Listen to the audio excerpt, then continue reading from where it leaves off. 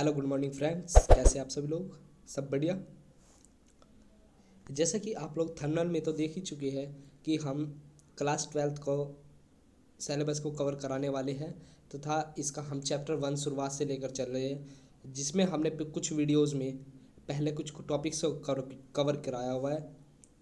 उन टॉपिक्स को आगे बढ़ते हुए जैसे विद्युत धारा आई, इसके बारे में हमने पिछली वीडियो में सब कुछ बता दिया है डिटेल्स में। आप प्लीज़ इससे पिछले वाले वीडियो को देख सकते हैं। आज हम आपको कराने वाले हैं कूलाम के नियम का सदिश रूप, यानी कि vector form of coulomb law. इससे पहले यदि आप चैनल पर नए हैं तो चैनल को सब्सक्राइब करें, वीडियो को लाइक करें, कमेंट करें, अपने दोस्तों के साथ वीडियोज़ को शेयर करें। चलिए वीडियो को स्टार्ट करते हैं। माना निर्वात में आर दूरी पर स्थित दो बिंदु, कोई निर्वात उसको बोलते हैं जहाँ पर हवा नहीं होती है, एयर नहीं होता है, वहाँ पर कोई दो बिंदु आवेश रखे हुए यानी कि Q1 व Q2 रखे हुए हैं। उनकी ये बात कर रहा है कि मूल बिंदु O के सापेक्ष, उनका कोई मूल बिंदु है O, उसके सापेक्ष स्थिति सदिश यानी कि आर का R1 वेक्टर और वे R2 वेक्टर है। स्थिति सदिश का वैल्यू दे चुका है। Q1 के सापेक्ष Q2 की स्थिति सदिश R21 तथा इसकी दिशा में एकांक सदिश को इंग्लिश में यूनिट वेक्टर कहते हैं। इसको कैप से डिनोट करते हैं। कैप 21 है। इसी प्रकार Q2 के सापेक्ष Q1 की का स्थिति सदिश R12 का क्रॉस तथा इसकी दिशा में एकांक सदिश R12 है। अतः जैसे इन दो इक्वेशंस में ये सब सॉल्व कराया हुआ है, ये सब बताया हुआ है, देख सकते हैं आप लोग। R21 यानी कि ये R1 Q1 ले लिया, इसको Q2 ले लिया, इसको 2 से डिनोट कर लिया और इसको 1, तो R21 यानी कि R2 माइनस R1, इनका जो वेक्टर फॉर्म होगा ये इसके इक्वल होगा। और R2 होगा, अगर R2 के रिस्पेक्ट में देखा जाए तो R2 vector minus R2 vector, ये इसके इक्वल होगा। ये दोनों फॉर्म आगे चलकर बहुत काम आने वाली है, इसको याद रखिएगा। चलिए नेक्स्ट टॉपिक देखते हैं। बहुल आवेशों के बीच बल। बहुल आवेश यानी कि कई सारे आवेश हो गए जहाँ पर कोई यानी कि Q2 Q1 Q2 Q3 Qn तक, उस पर क्या करते हैं हम, जो नेट फोर्स होता है उसको हम कैलकुलेट कैसे करते हैं, इसमें ये समझाया गया है। यानी कि फोर्स बिटवीन मल्टीप्लाई चेंज। दो बिंदु आवेशों के बीच कार्यरत बल विद्युत बल का मान कूलाम के नियम से प्राप्त होता है। यानी कि जो विद्युत बल का एक आवेश के लिए मान होता है वह कूलाम के नियम से प्राप्त होता है। कूलाम का नियम जैसा दोबारा रिमेम्बर करा देते हैं, 1/4 pi epsilon not Q1 Q2 upon R square, इतना न्यूटन। यूनिट को जरूर ध्यान में रखिए क्योंकि यूनिट बहुत इंपॉर्टेंट चीज़ होती है किसी भी फॉर्मूले के लिए। कूलाम के नियम से प्राप्त होता है। किंतु दो से अधिक आवेश हो तो किसी आवेश पर अन्य आवेशों द्वारा आवेश आरोपित परिणामी विद्युत बल का मान हम अध्यारोपण सिद्धांत की सहायता से प्राप्त करते हैं। अब देखते हैं अध्यारोपण सिद्धांत यानी कि प्रिंसिपल ऑफ सस्पेंशन। इस सिद्धांत के अनुसार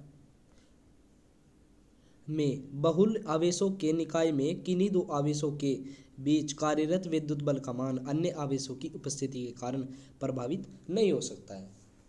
उनमें से किसी एक आवेश पर अन्य आवेशों के कारण कार्यरत परिणामी बल का मान उन सभी बलों की के सदिश योग के बराबर होता है जो कि इस आवेश पर अन्य आवेशों द्वारा एक एक कर बल लगाया जाता है।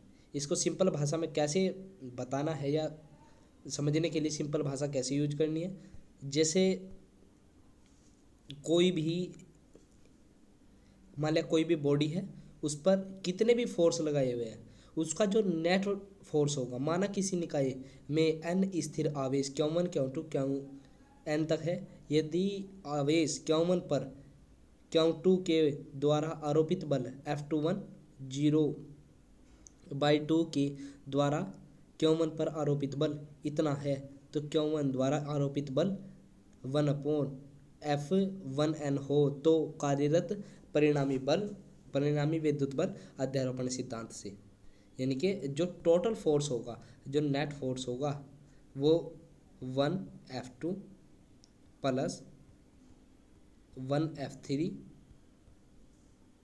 यानी कि F1N तक। इसका मीनिंग है कि जब Fn तक होगा तो उनका जो टोटल सबमिशन होगा वो उसके बराबर होगा। यही इस अध्यारोपण के सिद्धांत में बताया जाता है। ये कुछ इम्पोर्टेंट प्रश्न है, जैसे पहला प्रश्न है कि निर्वात तथा धातु पराविद्युतांक का मान होता है। अब जैसे निर्वात है तो उसके लिए जो पराविद्युतांक यानी कि के इक्वल टू क्या लिया जाता है 1, और जो धातु होती है मैटर उसके लिए क्या लिया जाता है इनफाइनाइट। इन दोनों के लिए अलग अलग यूज किया जाता है, कोई भी मीडियम दे सकता है। आप इनको ध्यान में रखिए क्योंकि ये क्वेश्चन ही आगे न्यूमेरिकल्स में काम देंगे। दूसरा प्रश्न है किसी माध्यम की वैद्युशीलता एप्सिलॉन तथा निर्वात की वैद्युशीलता एप्सिलॉन नोट पर में संबंध लिखिए। ये हमने पहले भी लिखा था कि निर्वात की वैद्युशीलता माध्यम की वैद्युशीलता होती है और निर्वात की वैद्युशीलता होती है, उसका जो रेशो होता है वो कांस्टेंट होता है। इसको इधर भेज देंगे मल्टीप्लिकेशन में तो ये हमारे पास फाइनल ये निकल कर आ जाएगा। यही इस बारे में संबंध स्थापित करता है। निर्वात की वैद्युशीलता का मात्रक है। निर्वात की वैद्युशीलता कैसे निकालते हैं हम? कूलाम के नियम में आती है विद्युशीलता 1/4 epsilon note Q1 Q2 upon R², इतने न्यूटन। तो हम क्या करेंगे, एप्सिलॉन नोट को अकेला कर लेंगे ताकि उनको अकेला निकालने के बाद जो चीज़ें इधर होगी ये F इधर गुणा में आ जाएगा, एप्सिलॉन नोट उधर भाग में चला जाएगा। ये जो F है F इधर मल्टीप्लिकेशन में आ जाएगा, जो एप्सिलॉन नोट है इधर मल्टीप्लाई में आ जाएगा, F इधर डिवाइड में आ जाएगा। और इसकी फाइनल वैल्यू लिखने के बाद कूलाम यानी कि चार्ज है, चार्ज का होता है कूलाम गुना कूलाम यानी कि कूलाम स्क्वायर, और न्यूटन बल है फोर्स 4 तो कांस्टेंट है, फोर्स का मात्रक होता है न्यूटन, और R² का मात्रक होता है मीटर स्क्वायर। तो इसकी फाइनल वैल्यू आती है कूलाम स्क्वायर न्यूटन इनवर्स, इसलिए लिखा गया है क्योंकि ये अपॉन में था, ऊपर जाने के बाद घात माइनस में लिखी जाती है, और मीटर स्क्वायर यानी कि ये भी ऐसी माइनस में लिखा जाएगा। नेक्स्ट प्रश्न है हमारे पास, एक कूलाम में कितने इलेक्ट्रॉन होते हैं?